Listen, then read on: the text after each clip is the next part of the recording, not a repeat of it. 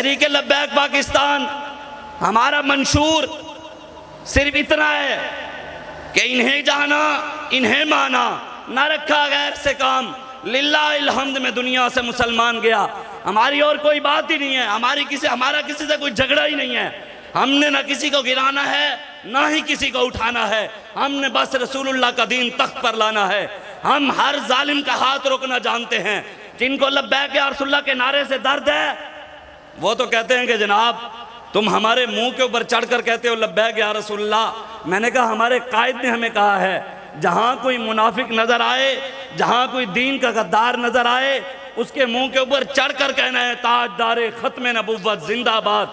अगर वो मुसलमान होगा तो खुश होगा, अगर मुसलमान होगा तो खुश होगा, अगर उसके अंदर दर्द होगा तो उसको तकलीफ होगी।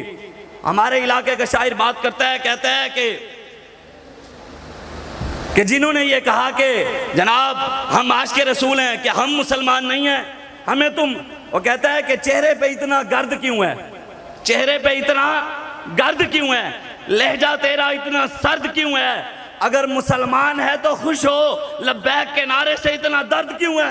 या रसूल अल्लाह लब्बैक लब्बैक लब्बैक या रसूल अल्लाह लब्बैक लब्बैक लब्बैक या रसूल अल्लाह लब्बैक लब्बैक लब्बैक। हम शरीफ जरूर हैं, लेकिन ये कोई मत समझे कि किसी जालिम का हाथ रोकना हमें नहीं आता।